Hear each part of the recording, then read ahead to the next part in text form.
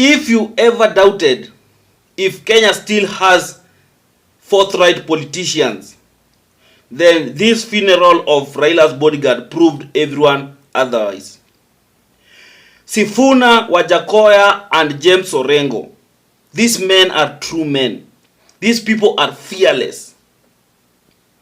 If you ever doubted that this country still has people who are fearless, who can tell the president straight to their face if they are doing something wrong, then don't have a doubt. At least these people are there. Sifuna, Wajackoya, and James Orengo proved Kenyans that we still have politicians who will never sing to the tune of the government no matter what. And there are men that can tell the system straight to their face. Wachana na hii watu wanaongeaka kando, wakiona president bado anajifanya achana nayo, mi ile ilikuwa tu maneno, hapana tuko sawa. These people are fearless. The way they came and told the president straight to their face, straight to his face. That was like, it was, no one expected that. Especially from Sifuna. This politician, this man Sifuna, Mungu akubariki so much. The guy has been consistent all through. And I want to believe that if it were not for Raila, if it is not for the respect that Sifuna has for Raila, trust you me, the vitu zenye angeambia Ruto, we all know Sifuna very well, even when he does his debates and everything. But anyway, guys, if you are new to this platform and you're coming here for the first time, I would like you to kindly take a second to subscribe and to hit the notification bell. My name is the African Updater, and what we do here, we analyze politics, and I also bring you up to speed about everything that is trending in the country. So take a second, subscribe, na kama kawaida, I'll be back.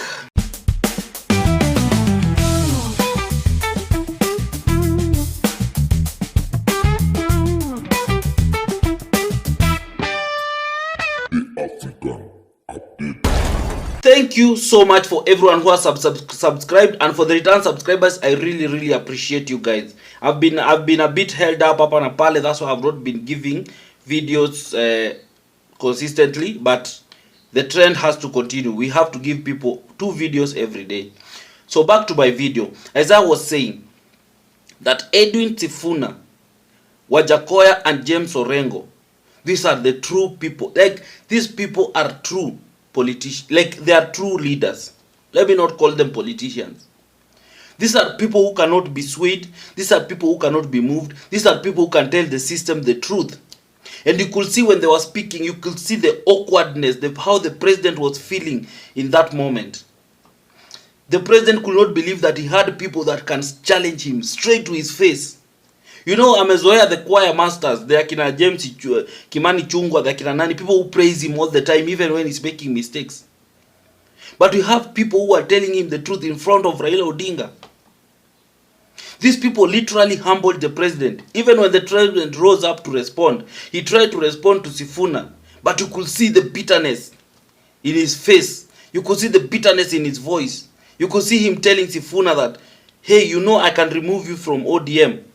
I'm the founder member of ODM. He had to remind people that he was the founder member of ODM, that he could remove Sifuna from that. And you can see how Sifuna was. Sifuna was relaxed. Anyway, guys, I just want you to watch these videos. Ndio msiseme najitengenezea stories zangu. Watch these videos, na kama kawaida, I'll be back. Tuambia hapa kwamba kazi yako ni ngumu sana. Na mimi nakubaliana na yeye. Hata mimi zingine wanajiuliza vile wewe unalala. Lakini kuna zingine, Mheshimiwa Rais, wanasema Waswahili, mwiba wa kujidunga hauambiwi pole. Kuna watu kwa serikali yako kazi yao ni kushika handball kila siku. Sasa kama hii drama yote tumeona Nakuru, ati watoto wanakatazwa kufanya mchezo, sijui wanapigwa tear gas, sijui wanafukuzwa. Hiyo ni mwiba wa kujidunga, Mheshimiwa Rais. Wale ambao wanahusika na kufanya kazi yako ikuwe ngumu, read them the riot act, kwa sababu tunajua kazi yako ni ngumu zaidi, wasifanye ikuwe ngumu zaidi. Kwa hayo mengi nasema asanteni sana, na Mungu amlaze George alipema peponi. The police should not be used to make up trumped up charges. What I'm trying to say, let us build a society which is based on the Constitution and the rule of law.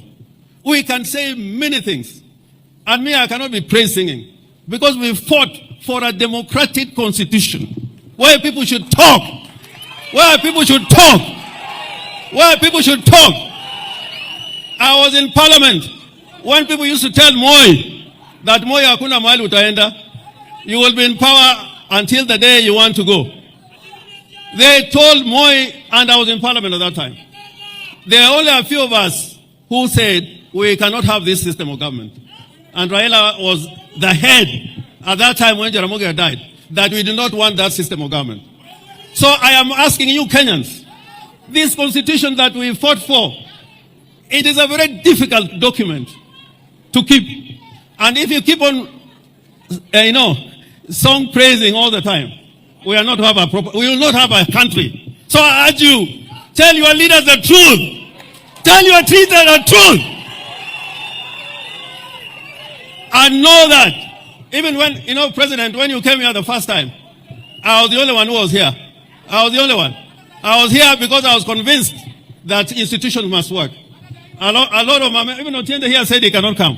I tried to persuade him. I was here alone with you because I don't praise, song praise.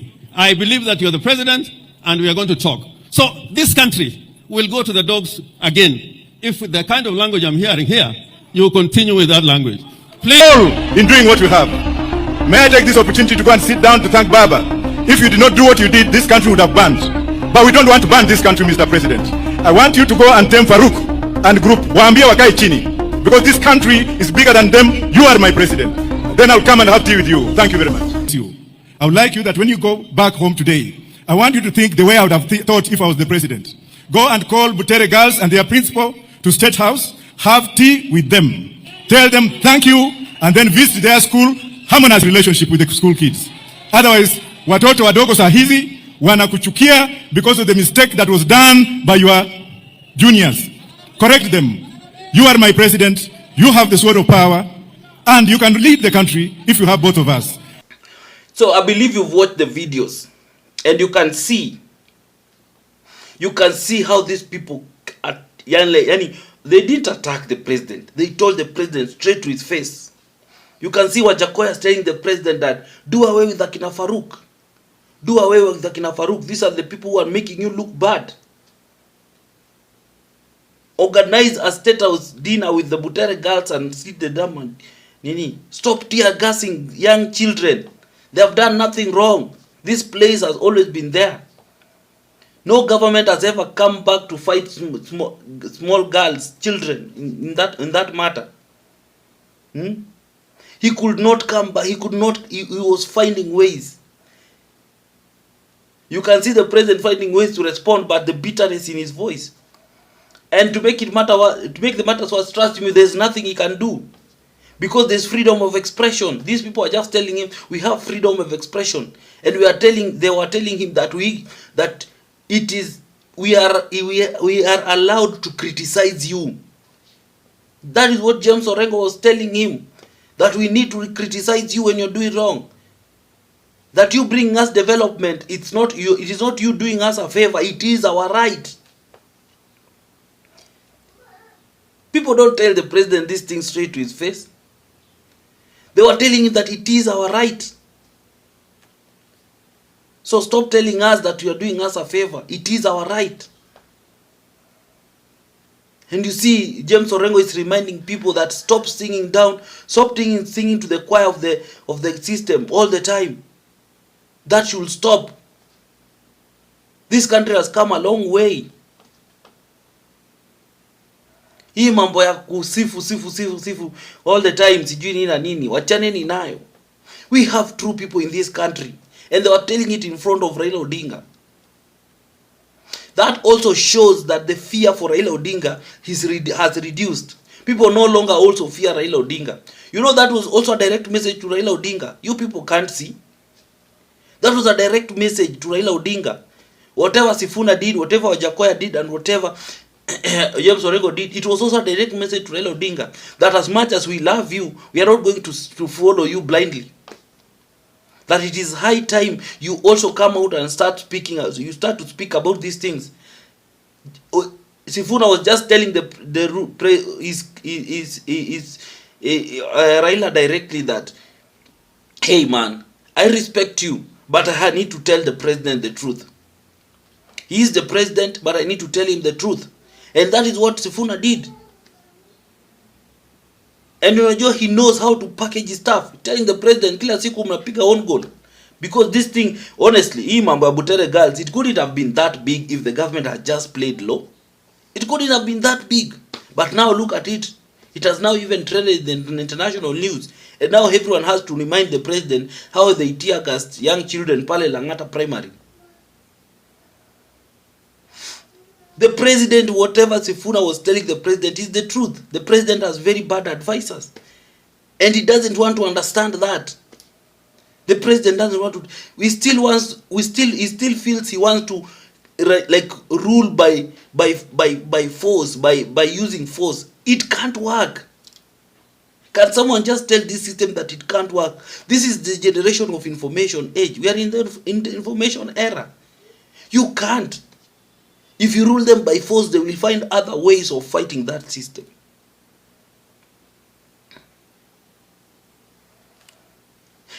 Let us focus. The country has leaders. And I'm telling you this. Sifuna, your time in ODM is out. Even if the president can threaten you that atakuta ODM, the president is just saying, for me, from my own analysis, by the president threatening Sifuna that the president is someone now who is helpless. He doesn't know how to handle Sifuna. Sifuna is an elected senator. Sifuna keeps on telling the truth and attacking him. He does not, Ruto does not belong in ODM. But since he feels like he was a member of ODM, he has no any other way of coming at it, Sifuna. So the only way he can do it is by telling Raila indirectly that I'm not comfortable with this person, with this your person. I'm not comfortable with him. Can you just deal with him? But I want to tell Sifuna one thing that I know. Sifuna, your time is done in ODM. Sifuna, your time is done in ODM. It is time you take another path for yourself. Not ODM. ODM is a done deal for you.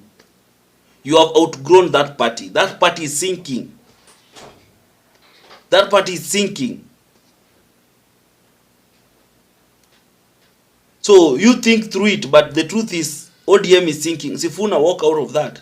As for James Orengo, I have nothing to say. This is a person who has been there in politics for so many years.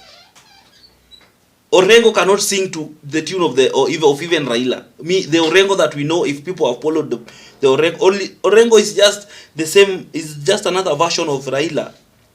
But only that Raila is a bit, in terms of, it's a bit popular compared to Orengo. But Orengo is one of the people who has fought for the liberation of this country. This is a man who cannot be, like other Raila Aizmu attack.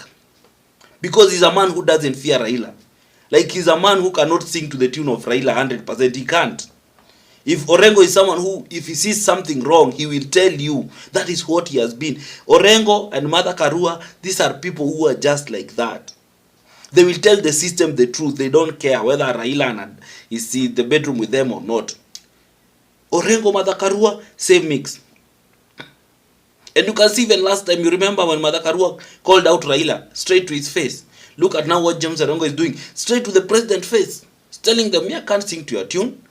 But this country has come a long way to be where we are. We have come a long way to fight for this constitution. So you can't tell us that that we need to just be singing whatever ukisema sisi tunafanya. Well, we can't do that. And he's warning Kenyans, never do that. He's warning leaders, never do that. Because he has seen it. He was there during Moi's era. He was there during Moi's era and everything. And you can see how the president was looking at when he was being told those in his face. Wajackoya, this is a person who has been worked for intelligence. This is a person who has he knows how intelligence works. He knows how the system works. This is a person who has gone even to exile and everything. So he understands the system. Wajackoya doesn't fear anything. You can see how he's telling the president, control your dogs. Akina Farouk, control these people. Those are the people that are making you look bad. And I wish the president could just sit down and listen. Because that is the truth. Ruto, we don't know. Maybe Ruto is a good person. He might be a very good person. But the people around him are making him look bad. na wanamharibia kura all the time. So you guys, mimi I'm so happy with what I saw, and I hope that it continues. We need to, one thing people should not let loose is the freedom of expression. That thing that has been guaranteed by the Constitution. We need to defend the Constitution at all times. We need to remind that anyone who becomes the president, that these are rights that are not, that you cannot, these are not rights that wewe unafaa kutupatia. These are rights that we enjoy, that are guaranteed. And being criticized as a leader, it's something that is normal. You need to be allowed to be, to be criticized. And it's not like it's at the behest of vile ataka. No, it is a right that is there in the Constitution. We need to criticize the government, and as a leader, you must accept to be criticized. It cannot be when wewe uko out of the government, you are criticizing the government and no one, hakuna kitu unafanywa. Lakini when you get into the government and become the president, sasa wewe, if you are criticized, you want to act. No. Freedom of expression should continue. As a leader, you just need to know how to counter it. But you can't counter it with violence. You just need to find a good way of countering. Sasa huyu akisema, if you know whatever he's saying it's not factual, you come and tell people what is facts. And let the media go and search for real facts and compare the two. And then they will rule out that this person was lying, the government was saying the truth. Or vice versa. So, we need to safeguard that. Because we see what other countries around us are doing. Me, I'm just proud that we have leaders who can still stand up to this nini and tell the president the truth. Unaelewa? So, let us continue on that path. Let us continue on that path. That at least will make the president realize where he's making mistakes. Because the president also needs to know where he's making mistakes and everything. Anyway, guys, thank you so much for everyone who has watched this video until the end. What do you have to say about all this? What do you have to say about Sifuna, Wajackoya, and James Orengo? What do you have to tell us? Please tell us in the comment section. And remember, remain respectful. Don't insult anyone. Actually, don't be personal with anyone. Just focus on the issue and share your opinion in a more respectful way. And for those who want to support this platform, my number is always down here. Always, please do support us with anything you get, so that we can help this platform grow, so that it can become bigger, so that we can have a bigger space to host so many people who can discuss politics. Thank you. Until next time. Bye-bye.